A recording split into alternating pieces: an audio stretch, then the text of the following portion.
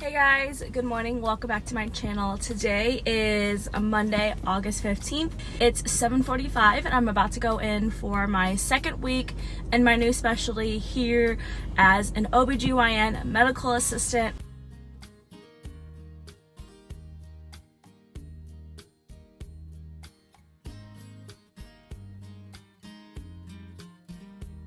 So we have pharmaceutical reps that come in, and I forgot that they're catering lunch today. So today we'll have an hour lunch. We typically get 30 minutes, but we get an hour lunch. And I forgot we get lunch. Yeah! Wanted to take some time to answer a couple questions that I've been receiving, whether it's through my Instagram, medical assistant Kara, or through my YouTube channel. So before I get started, I do want to say just a little disclaimer. Every specialty has its pros and cons, and so just make sure before you jump into any specialty, you're doing your research, you're asking yourself what are the important things you want out of this career, and then third, are you doing it because you have a love for, let's say, children, which is why you work in pediatrics, or you have a love for helping women out, which is why I chose OBGYN. Okay, the number one question I've been receiving is, why did you switch specialties and how are you enjoying OBGYN?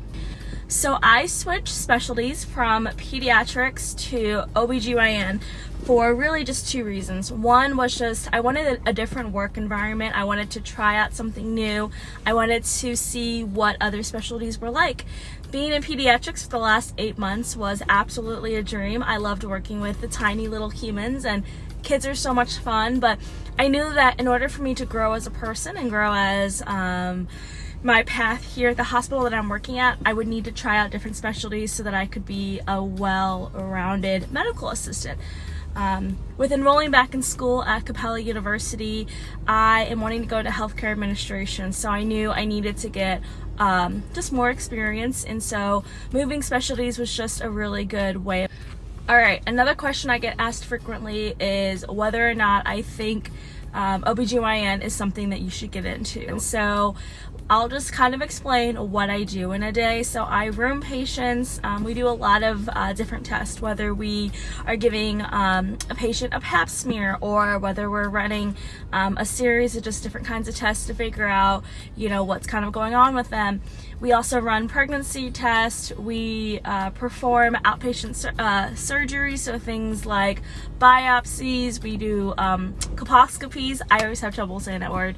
And then we also do ultrasound. So we have an ultrasound tech that works in our facility, and she is amazing. We have two different ones. So just like with medical assistants, we also have ultra tech technicians. So they're really great. To me, being a medical assistant is completely worth it. I love just getting to have that patient relationship, whether that is through having a conversation of like, hey, what are your chief complaints? What are we, in for today? Or sometimes we get to deliver that amazing news of congratulations, like you're pregnant, you've been waiting for so long. Or we'll have patients that have said that they've been trying to get pregnant for years on years. And so when we get to deliver that little positive pregnancy news, it just really, makes my day.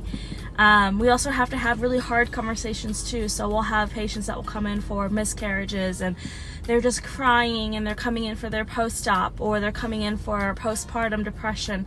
And so those are also the really hard parts about my job, is having to have those hard conversations, but knowing that I get to be that beacon of light for them.